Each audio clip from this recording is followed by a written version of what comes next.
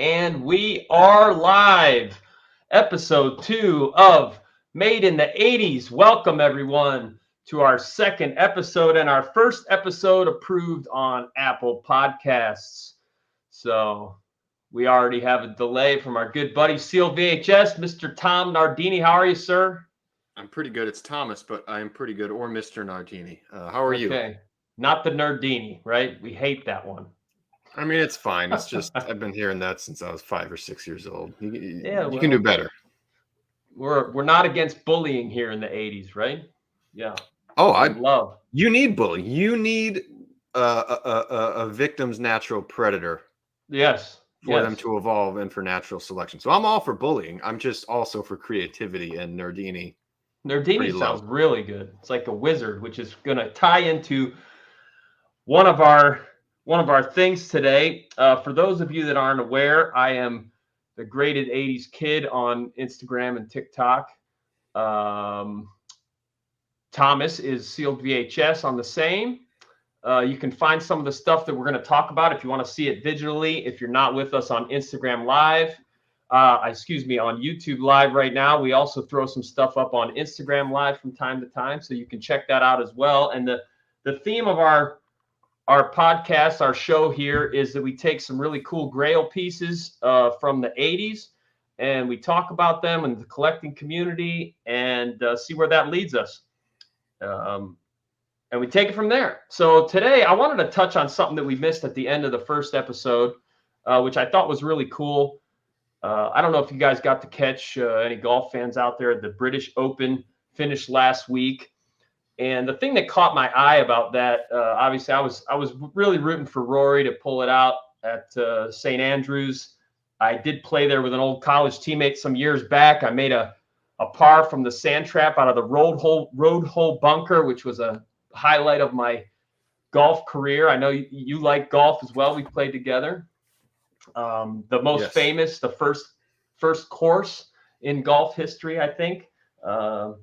So that was really fun to watch. But what I thought was really cool is before the final round, they had a little segment about the Mount Rushmore of sports. And the reason they had it pertaining to this was, the Tiger didn't make the cut, so they were finding ways to continue to talk about him during the broadcast. And they had a segment about the Mount Rushmore of transcendent sports athletes, which I honestly thought you were going to say transsexual sports athletes. I thought that's where you're going. Maybe there'll be a Mount Rushmore of those eventually. Certainly, you never know this day and age. And I think her name would be at the top so far, right? But moving on from that, hold on. The top of that's Bruce Jenner. There's no question. That's what I mean. Yeah. Oh, okay. I thought you meant who else would I? That swimmer chick. The swimmer one from Penn State, I think. Oh, the one that's a girl that's but still bangs girls. By the way, if you didn't. Oh, I don't know who the swimmer's banging. I don't know.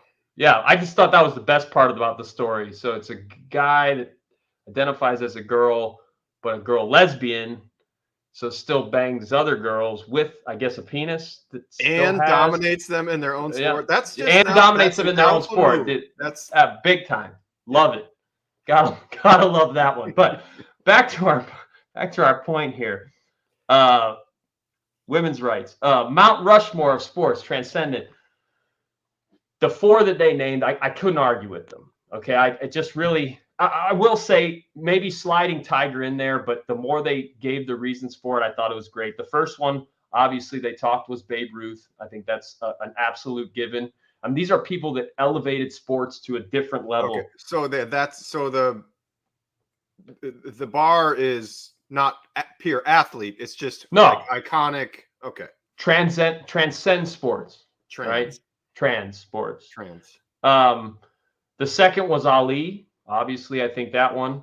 Yep. The third was Jordan, and that's from our generation, the 80s. I mean, obviously, the way he elevated the branding, the popularity, everything about that makes absolute sense, those three guys. And then throwing Tiger there in the mix, I think, while there was some aspects of Tiger's career that he wanted to accept as a leader. I think some of it was a bit forced by his father. If you've ever watched that great documentary on HBO about that stuff, it's well worth the watch.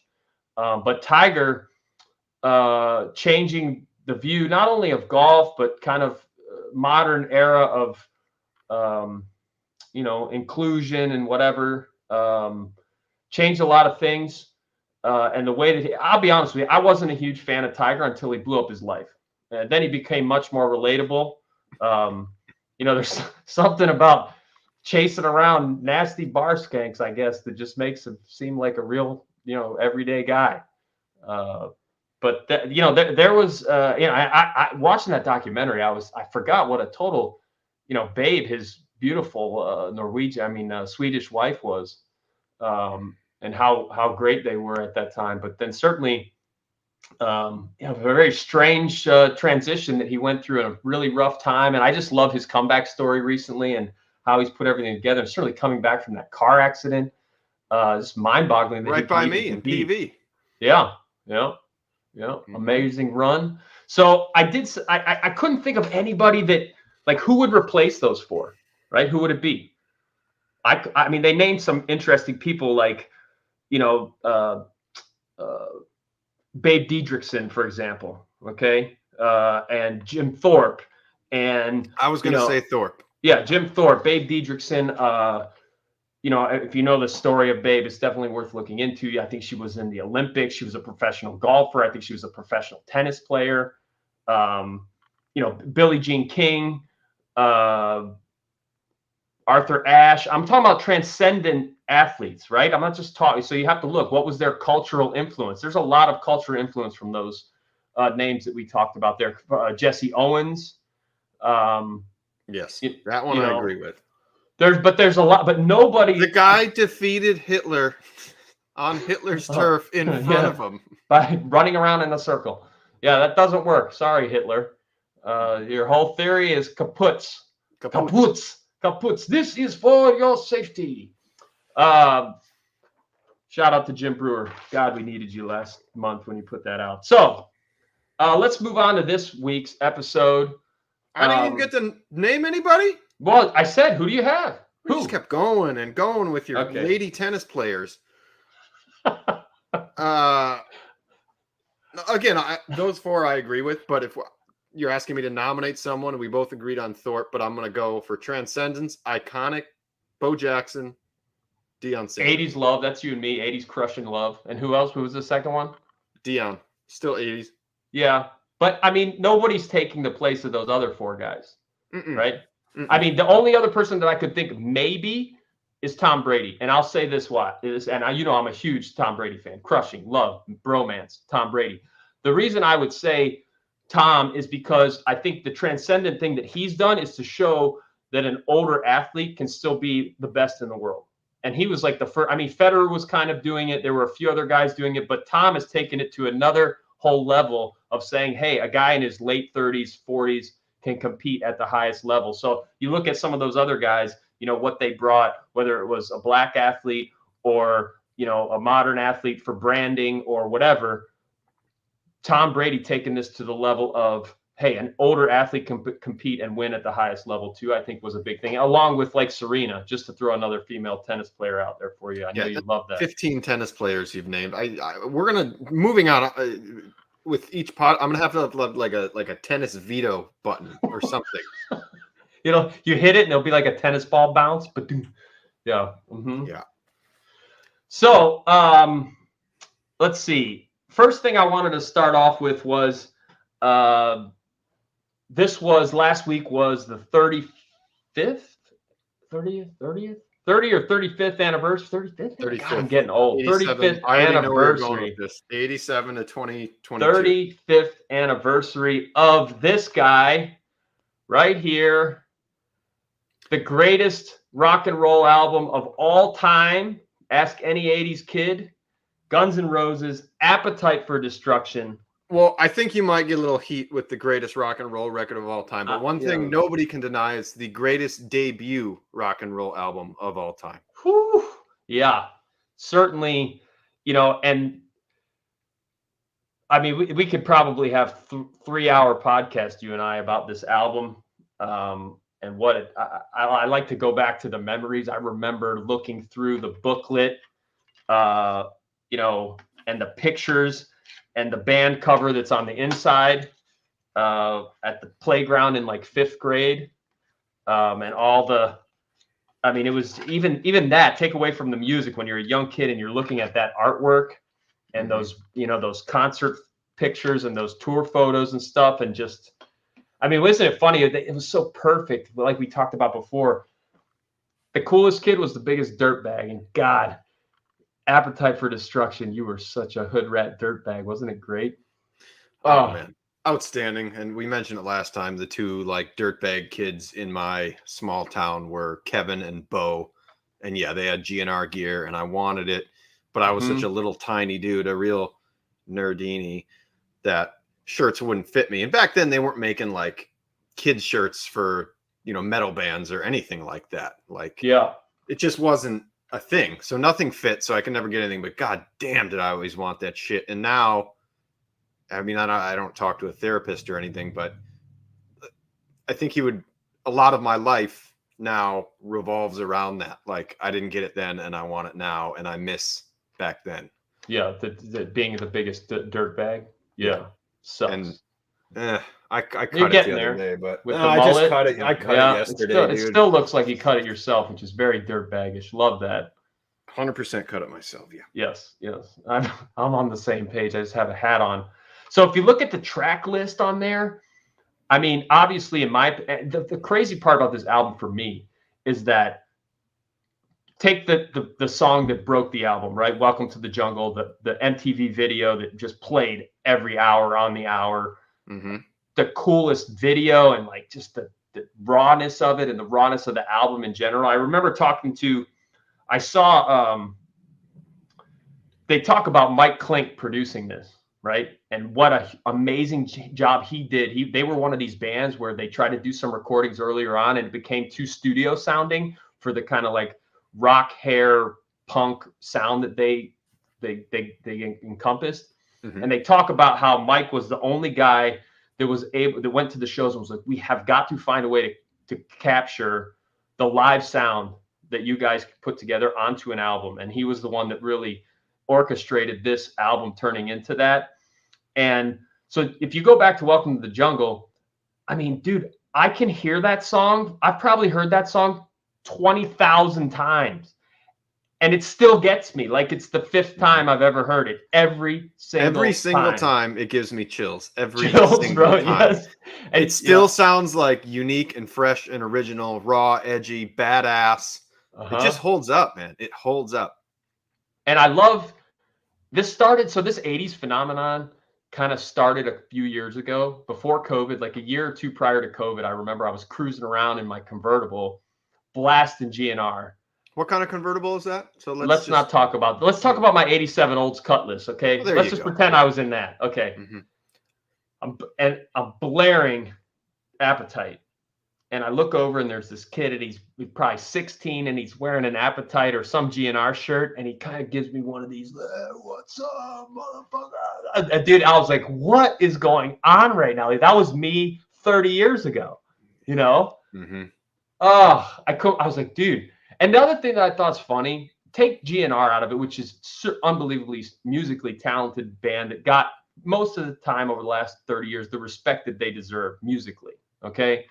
But what I love about this modern era of music is that, I mean, the circling back to that in the modern era is that there's finally becoming an appreciation. Like for years, I listened to Warrant and Tesla and Scorpions and Kicks and Rat and what yeah. And like, dude, for so long, all people did was make fun of me. Like all those guys sing the same. It's the stupid guitar solos and the this and the that. And now, like these young dudes, like they appreciate the intricacies and the minor details and the differences of the voices of the lead guitarists.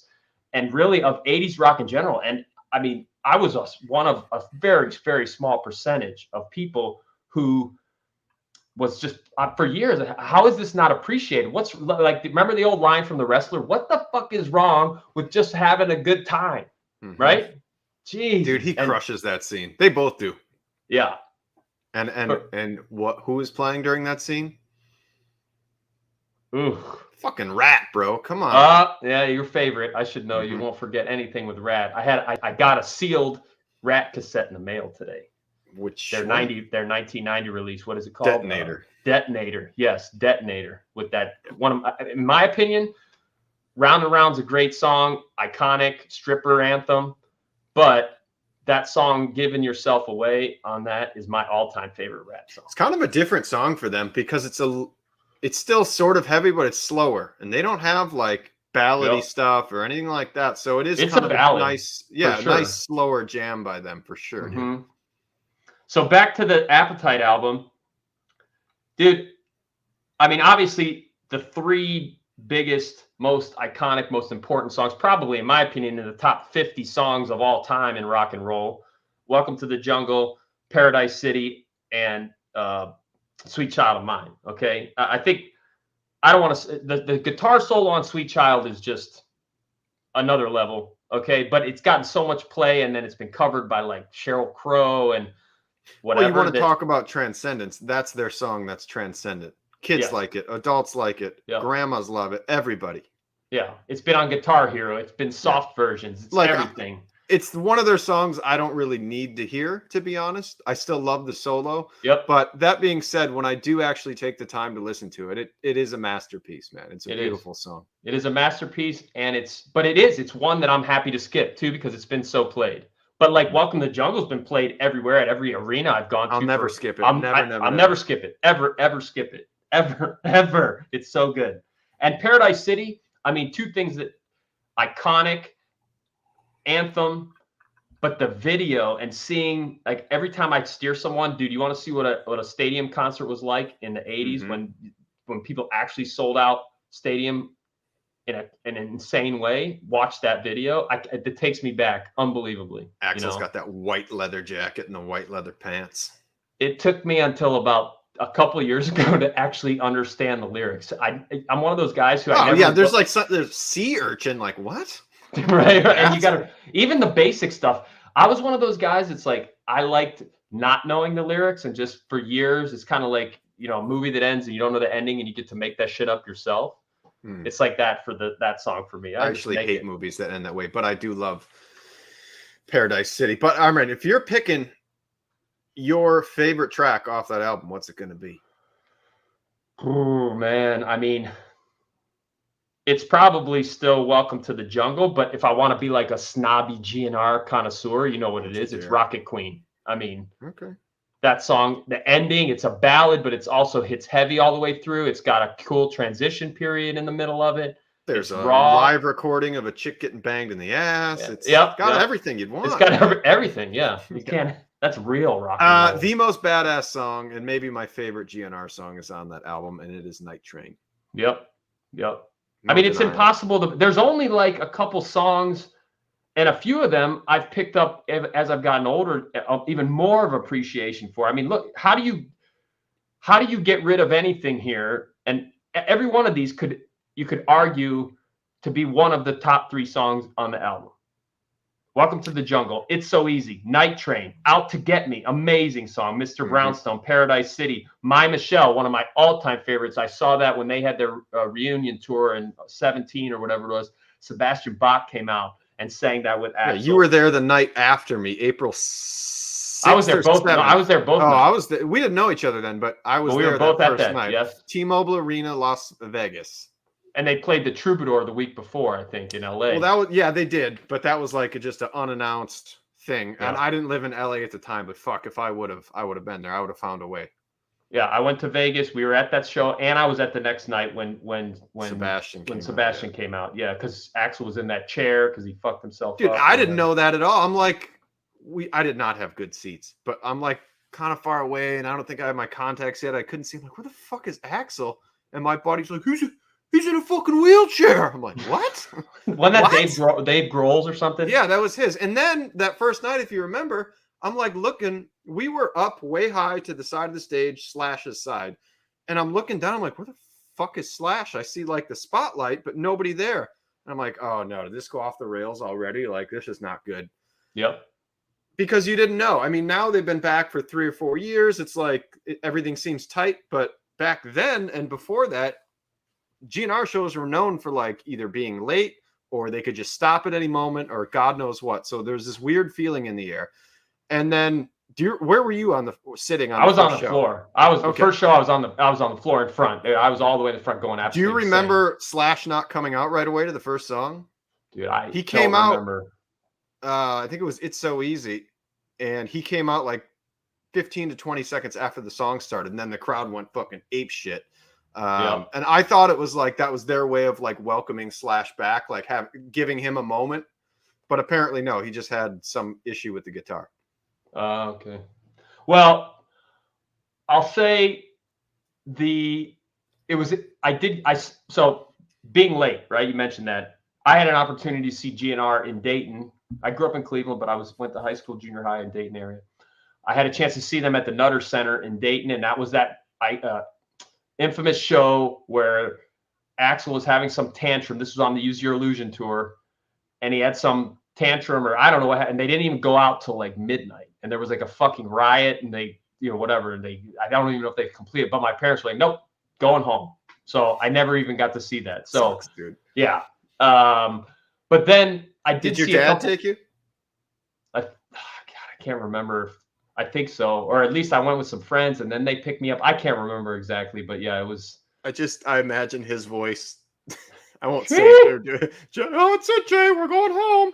We waited for these gun rows fellas long enough. My dad took me to my first rock show, the Moody Blues. Oh, go ahead. Yeah. However, what was really cool going to a few of the other shows, because I tried to go to as many as I could over the first couple of years on the reunion tour. Obviously, missing Izzy was a bummer, which I think is a huge loss of the band in general and the music writing and everything. But Steven Adler came out and played a couple of songs in Cincinnati, which was really cool.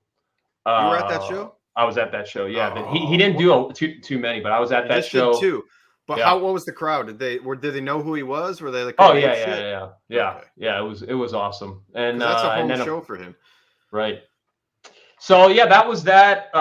What would we were at My Michelle, Think About You is kind of like the only okay song. Sweet Child of Mine, You're Crazy is a song that's grown on me. Obviously, the acoustic version is a huge hit on the second album. Mm-hmm. But I love the electric version as I've gotten older. Anything Goes, great like punk song, that got overlooked when we were younger. Anything goes tonight. Yep. And then Rocket Queen, which to me is one of the 3 best songs on the album, if not the best. Cassette-wise, I wanted to show you something cool. I don't know if you've seen this. It's not sealed. I haven't seen one, but have you seen this? You got to bring it closer. It's the Guns N' Roses Appetite for Destruction, Appetite for Conversation. I was going to say, is that one of those interview things? It's an interview tape. Have you listened to it? Yes. This was from 1990. Oh. Everybody is heavily on heroin. Have you gone back to YouTube? And there's an interview. Oh man, Axl bought his house in Malibu, so it's at his house in Malibu, which he still has. So it's probably like, I don't know, 91 to 93, and it's Kurt Loder. Mm-hmm. Remember that dude? Oh, and Axl just talking. Axl's hair is just like straightened. Beautiful. Have you seen the Kurt Loder meme? It's from like a year ago. No. It's like, you want to feel old? Here's Kurt Loder now, and it looks like this old trolley somebody, and you're just like, oh my god, how old am I? Kurt Loder looks like he's 75, bro. Yeah. I mean, he kind of always looks 70. He's been 75 for 40 years. What was the jam? What was the news jingle? MTV News Brief. And then it was like dun dun. Well, something like that. Oh, you mean like the original thing? Yeah, I thought you meant where the typewriter thing comes up. Oh yeah. Yeah. Mm-hmm. Awesome. I want to share some. Man, Kurt Cobain allegedly. I want to test something out and see if it works. Okay. I know you have the sealed LP. We should talk about the sealed cassette, Appetite for Destruction. I've tried to identify the number of prints for my favorite album of all time as far as sealed cassette goes. I've found as many as 8 variants. Okay. Yeah. Differences in hype stickers, differences in the tape that's actually inside, and whatnot. Now, I believe the first release cassette to be with the oval hype sticker on it The that black one. says, yeah, it's kind of like a grayish black, light black, oval hype sticker that says something about parental. No, it's not a parental advisory one. It's just like these lyrics contain something that could be offensive or something like that. The oval one. There's another one that's more like a rectangle. I think that's the second release. Probably. We have to look up when the PMRC made it official that they had to put the famous parental advisory stickers on, because I don't think that didn't get done when that album came out. That was afterwards. Yeah. So I think that was the first release, is the one with the oval. And I think isn't that what you're don't you have that one on the LP release? No, I've seen it. So I have the band cover. Yep. But then mine is more, if I remember, almost a square or slightly rectangle, vertical rectangle. Yeah, that's the next one. Yep. It's maroon, and it says it doesn't say this exactly, but basically the hit single "Sweet Child of Mine" or whatever. Because like you were saying, Welcome to the Jungle, the video came out and that like made him big, but then Sweet Child came out as a single, and that like on Dirty Harry or something. What movie was it from? Deadpool? No, you're thinking of Deadpool, but they were in that movie. I don't think that was on the soundtrack though. But that song release is from they talk about it on that hype sticker, and I think that's the third or fourth release hype sticker for that. I think it's third. I think I did the research once and I found it to be the third. I want to do a screen share to show you guys something really cool if you're on our YouTube. Let's see if I can do it here. Does that mean I have a minute to grab something when I'm off camera? Sure. Why don't you grab something, and I'm going to see if I can add this to sharing my screen. Let's see if I can share my screen without destroying everything. Okay, here we go. And there it is. There is my autographed, framed copy of Appetite for Destruction, broken into 3 parts with Axl on the the famous cross skeleton top, the cover. And then the band artwork inside release has Slash and Duff and Steven Adler. And then the bottom, which is the back of the album, is signed by Izzy Stradlin, which certainly would love to have them all signed together, because once there was a lot of beef. They didn't sign much early because they were too fucked up and touring and going crazy. But then also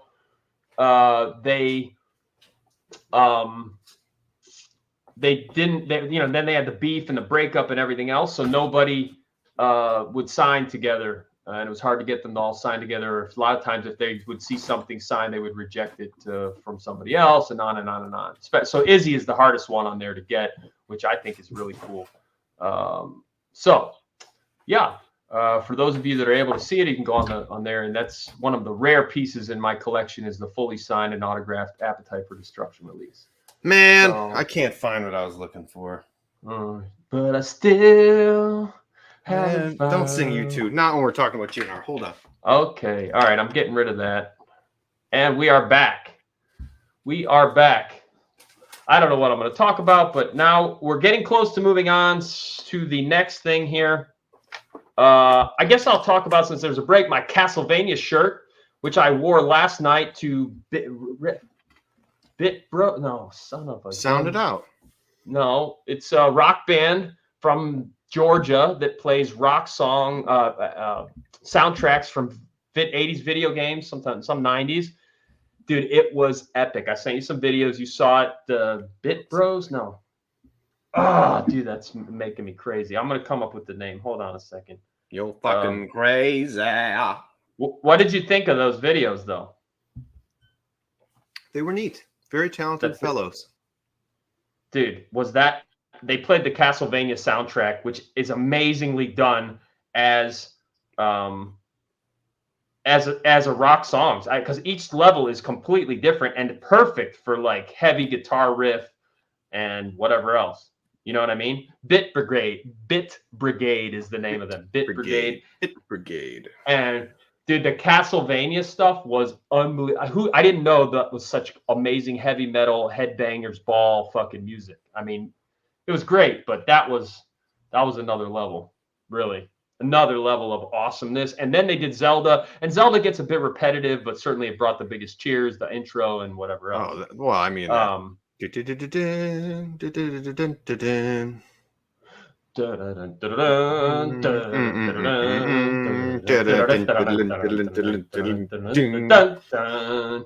Let's talk about your T-shirt, because we were talking about before we got on your David Lee Roth shirt. Amazing stuff, but I don't want to spend too much time with it. But I thought it was amazing that you said that you weren't into Van Hagar at all, and I was. That was like my ultimate workout music in late high school, early college. You know, obviously. Wait a minute, wait. You worked out to the slower songs about love instead of the DLR era. But I just more feel beats like those per minute, kicking ass, fun. I just feel like I know most of their great stuff was about, but like right now, what an amazing song to work out to and motivate to, you know? Oh, that might be, I thought this the other day, man.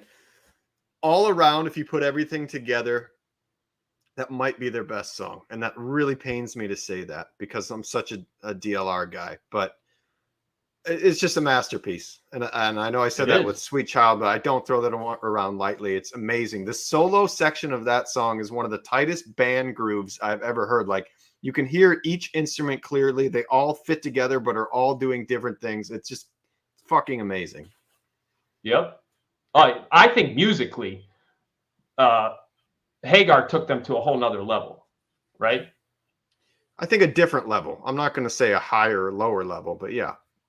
Musically, I think he took them to a whole different level. I mean, the composition of those songs is so superior to any of their early stuff. I mean, to me, it's the difference between Use Your Illusion and Appetite, right? I'm not saying one is better than the other. I just, music composition-wise, Use Your Illusion is another level, but the rawness and the simplicity of Appetite is just masterful, right? We'll see, and yeah, I guess that does paradigm with Appetite would be like the DLR era, more raw, more kind of innovative, whereas Use Your Illusion had some innovative stuff too, but it was a little more polished, more produced, more, I guess, common in terms of themes and stuff. Where that's where the Hagar era. Look, I just crossed. And I love that body language. You're getting all defensive. Oh, yeah. The double live album though was kick fucking ass, bro. The double live with the Jesus in the front yard on the front, you know what I'm talking about? That was my go-to work because that had everything. Edward, yeah. That had everything on it. It had Sammy Hagar songs. It had all the early DLR stuff. It had everything. And I mean, dude, I'm thinking with all this comeback of all this music, there's going to be some fucking badass kids making real rock music in like 5 years. Has to be. Let's hope so. I know everyone loves Greta Van Fleet, but I could give a shit. If I want to listen to the Led Zeppelin, I'll just listen to Led Zeppelin. Yeah, but now they're listening to 80s shit, which will bring that sound back, which will be awesome. Well, hopefully. But the thing is, I think why you touched on this earlier, why this generation is so sort of mesmerized by this music is because it takes real fucking talent and even more dedication to learn to play an instrument like that, to be able to solo on a guitar like an 80s style shredder, like that takes years and years and years. And these kids today, I hate to sound like an old man, but they don't stick to shit that long. They just want anything they can hit a button and it's there, or a sample or whatever. I just don't think they have the vision and ability to do that for the most part. There's going to be some exceptions, but yeah, fuck them. Yeah, I think. But if they're appreciating it, that's one tiny step. Yeah. Well, are you tapping? No, that's my dog with his, summer allergies. Oh, thank you, Cody. Buddy. Cody, shut up! Poor he fella. Responds well to that. So, Cody! There we go. See how that works? Hopefully we didn't peek out there. Dude is relentless. But so this leads into perfectly this week's piece to me. Okay. Now I know you haven't seen the series yet. We spent a lot of time on other stuff because I know that you know you haven't seen this. So we're not going to spend too much time on it, but it means a lot to me. And dude, you have got to watch this series Stranger Things. Stranger Things 4, bro. I know we're 2 weeks behind, but I'm not 2 weeks behind. I'm 2 seasons behind, dude. I'm saying we're 2 weeks behind even talking about it. That's all anyone was talking about 2 weeks ago. But dude, that show, oh my God. I mean, the 80s nostalgia, the references, it's so well done. So here's what I'm going to start with. So I don't know how much you know about it, but this is a huge piece for me. Do you remember this at all? I never played that. So I didn't play a ton of it, but there was about a year or two. For the people listening, why don't you describe what you're holding up? This is the Advanced Dungeons and Dragons Player's Handbook with the wizard on the front, if you're familiar. A very nice copy of this. I had this and the Dungeon Master Guide and a few other things that had the guy coming out of the door. And the reason this one came up this week was finishing season 4. It starts off, you haven't seen it, but it starts off, and one of the big storylines is that there's this quote-unquote Hellfire Club at school that plays Dungeons and Dragons. And there's this kid, Eddie, who's like, I don't know if they have this anymore, but we always had like a dude who would take till he was like 20 to graduate high school back in the 80s and 90s. I don't think they do it anymore, but yeah, I definitely went, yes. Yeah, well, that's this kid, okay? He's like that guy. And he's still there, and he runs the Dungeons and Dragons Club, and he's misunderstood, and they think he's a troublemaker. And of course, the funniest part is that I had forgotten that there was this period of time where, just like how, Nancy Reagan and then whoever else with the parental advisory, and there was an Ozzy. There was this period of time where people thought that Dungeons and Dragons was like the devil, right? Yeah, my dad. It was called the 90s, all through it. Yeah. So there was this period where, oh, what is this? And so there was a time when that was, hood rat cool to get into that, even though there's like the really nerdy kids were really into it, but you just had to kind of get into it because it was like demonic, Ozzy, metal, whatever. And so I got into it. I remember I played with some kids up the street. I was at a thrift the other day and they had all the old dice and there's a bunch of young kids getting back into it. Well, the Hellfire Club runs this, at school, and they get into it and it becomes the jocks versus them. And like, dude, you have to watch it. It's so typical 80s. And the references in the season, there's this thing where like, oh, we could just run off and play D&D and Nintendo for the rest of our lives. And I'm like, yes, sounds perfect, bro. Sounds amazing. The ending, bro, the scene. So this Eddie kid, obviously he plays fucking metal guitar. He's got long hair. He kind of looks like, what's his name from Metallica a little bit, the long dark Kirk Hammett. Yeah, I mean, I think everyone's familiar with this by now. So what I love about Stranger Things is that each season, the first couple seasons, I just thought this was kind of like something that they threw against the wall. It stuck. It was awesome that people loved. The 80s were getting hot, and it really brought a lot of nostalgia back, but it wasn't that well conceived or put together as an ongoing series. And this is the one that really ties everything together so well. And what I like is each season is kind of its own 80s thing. Like the first season is like that whole like kind of like Stand By Me, young kids, bikes, exploring this and that. E.T. Yeah, the second season kind of does that as well. The third season becomes the typical like cheesy 80s, like 86, 87, 88, more neon colors, going to the mall, the Russians, but like the cheesy Russian stuff. Oh, dude, that season is like the stupid, goofy, cheesy 80s. So you think, okay, where are they going with this? And then season 4, they just go fucking Nightmare on Elm Street, bro. Like 80s horror masterpiece. Mm-hmm. My girl so it sounds Maddie. Like seasons 1 and 4 are the good ones. 1 and 2 are very similar in my opinion. 2 lost me, man. 2, as soon as they left that town and then they had some woke, sort of woke shit, and then they're in Chicago, I was like, this is fucking stupid. This is not what I was watching. 2 is I stopped watching. I couldn't do it. Yeah, 3 for me, I loved it. You have to watch 3. You'll love the cheesy 80s. I've heard I would like 3. Yeah, and then everyone says 4 is great. And Fore is fucking phenomenal, bro. The 80s references. There's that scene where he's playing fucking Metallica in this dark world, like with lightning and fucking bats and shit flying around. Dude, it is so fucking badass, bro.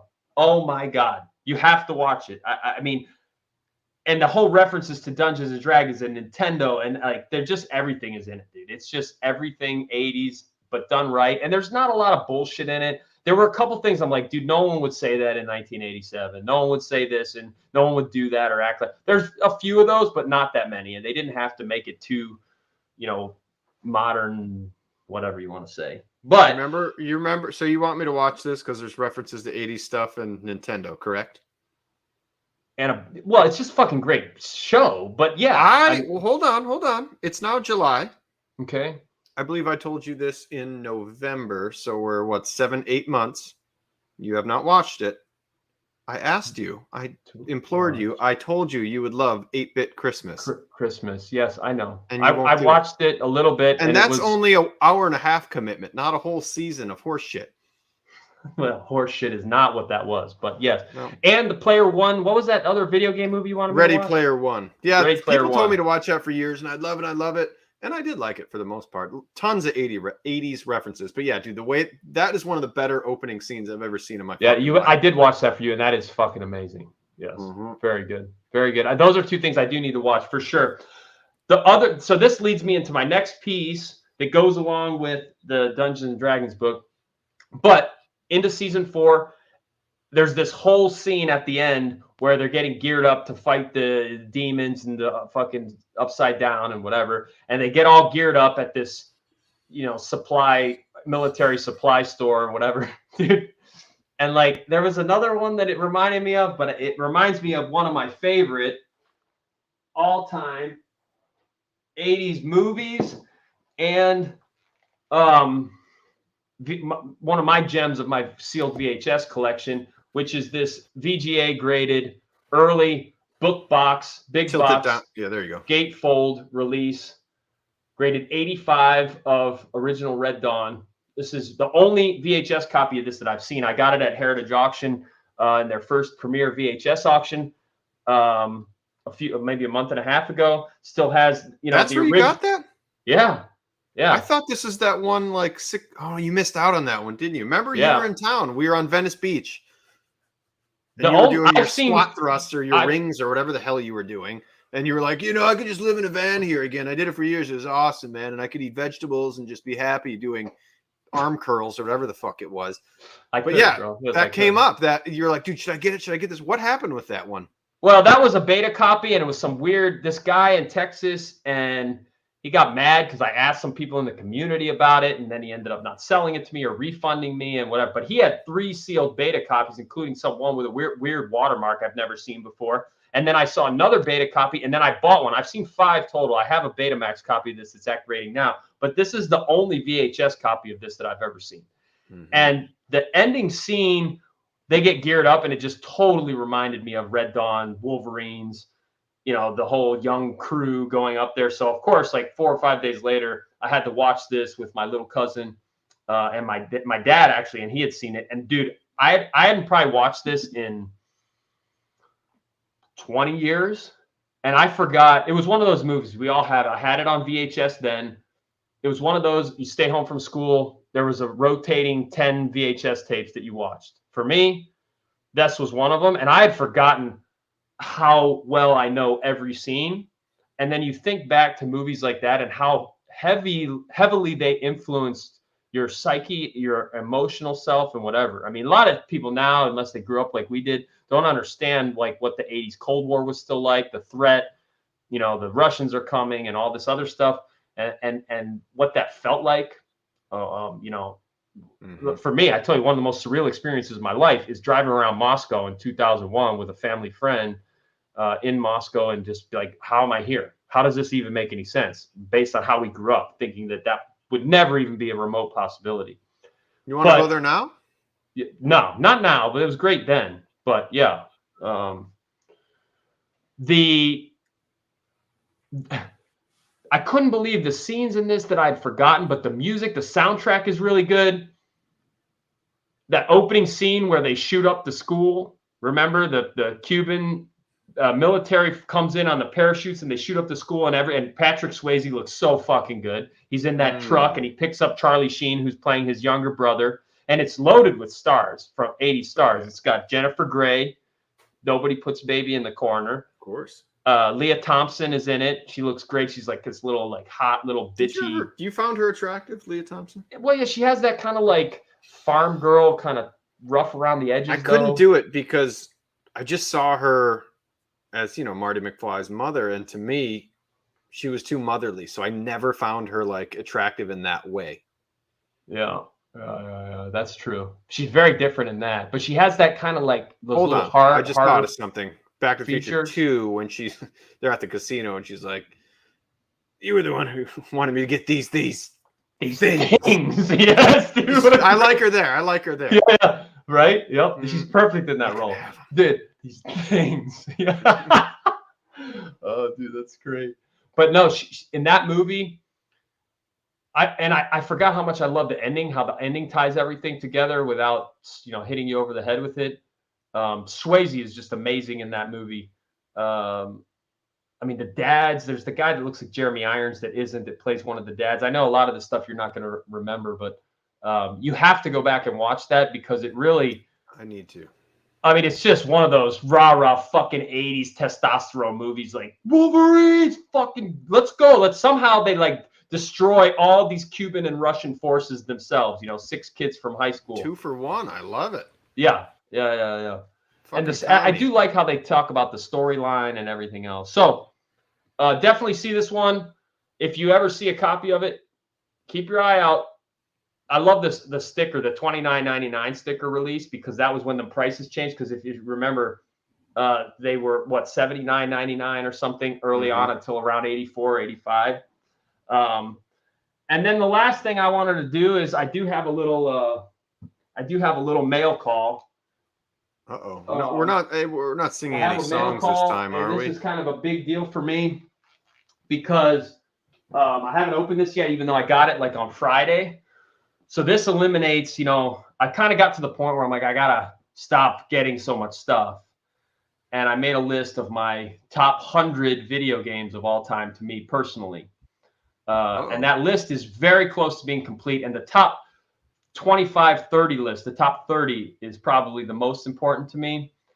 And this piece now has got me down to only needing one more top 30 game sealed. I'm not going to talk about what it is, but I now have a sealed graded copy or ready to grade copy in acceptable condition for me, for my collection, 80s, graded 80s, 80 or above.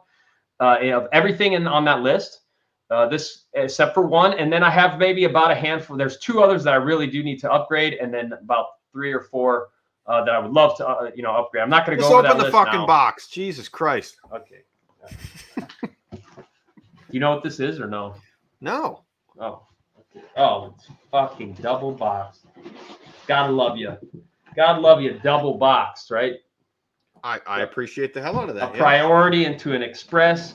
Look, for people that don't over tape stuff, right? Isn't that the one that drives? Like, I have to be able to open this at some point without cutting it with a knife and destroying it, right? So I love when they like wrap the tape around your trying bubble. Hard. I know. I do. Not everyone's perfect like you. Oh yeah. Well, I just remember that we have to open it, right? Oh my God. Dude, you ready for this? I'm ready. Lots of bubble wrap, lots of tape. Oh, look, and not overly done. I love it. Yes, yes, yes. Woo!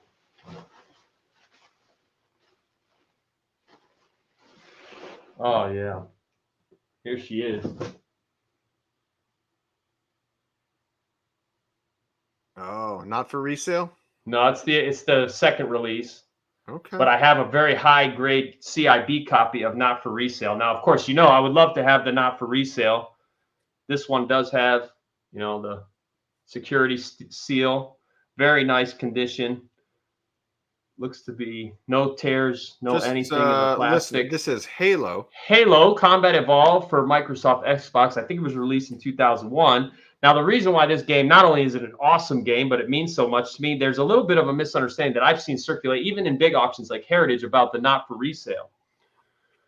I would love to have that copy. It's brought a premium up to this point, but now they've kind of evened out.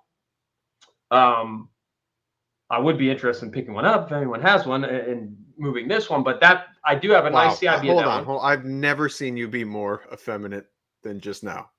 If anyone has one, I'll take it. I've honestly, I've never heard that tone out of you or seen that action out of you ever. This is like, you must really want one. Can we go? I was really trying to appeal to everyone. Modern. Oh, silly me. But the not for resale one in 2001, when the Xbox was released, they had a win it before you can buy it at Taco Bell. You put your name in some kind of drawing. This was the beginning of the age of the internet. And I remember going on and checking when they're going to list to announce the winners for each. Each store was going to give away one win it before you can buy it. And it was an Xbox with like 3 games. And it was this big talk right there. Yeah. You just made me think of something. I worked at Taco Bell during that time. Okay. They issued promo T-shirts for that. Win it before you can buy it? No. For that and when Xbox first dropped. Yep. Because I worked there for a couple of years. Yep. I remember that. Yeah. I have it somewhere. But anyway. I don't know how many locations there were, 6,000 or I don't know how many they gave out, but there was one for each store. And I remember checking it every day on the internet. And then boom, they announced the winners. And there was my name as the winner for the one store. I couldn't believe it, dude. So I'm waiting for this to come, and it was like they sent it to you a week or two before you could buy it. So I get this package, and it had the Xbox, Halo, Fusion Frenzy, which was an awesome party game, one of the best, one of the most underrated games ever. Fusion Frenzy and one other title, I think, but I can't remember what it was. But it might have just been those two. But the Halo was marked not for resale. I remember it vividly, and a lot of people think that those not for resale ones were only like employee or company copies or something for GameStop. They wouldn't or whatever. print a separate copy for that. No, that went to the win it before you can buy it, and of course most of those got open. But maybe some people won it that didn't even have any interest in it. They just put their name. Oh, giveaway, I'll take it. Grandma Louise was like, yeah, and then threw it in a box somewhere and never got touched. So that's why those seem to be harder to find. But that's where a good number of those not for resales came from. But certainly Halo's now there's that series out. It's one that I should have grabbed a long time ago because I was one of my favorites. It just, there were more copies out there, and then all of a sudden it just blew up because I just used the mute for the first time because I sneezed. Did you hear anything? No. Money. It. Yeah. What? All right, you're in charge of the pad thing when we get it for the sound effects. Nice job. So also I remember too that first wave of Xbox games. I don't know how you feel, but I loved. Do you remember Rally Sport Challenge? No. It was like their first launch. It was like obviously a rally game, but holy shit, it looked great. It was amazing. It felt great.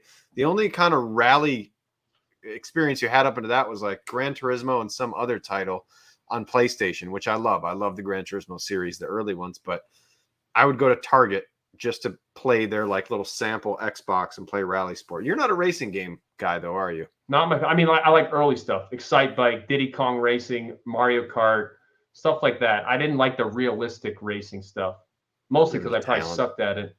Yeah. Wipeout. I loved it. Yeah. I loved it. So that's it, brother. A good second episode. You can find us now on all the podcasting places. We are Apple approved and available everywhere. Made in the 80s, graded 80s kid, sealed VHS, Instagram, TikTok, podcasting, YouTube. Check us out. Thanks for listening. Talk to you again soon. Sayonara. Wolverines. Wolverines!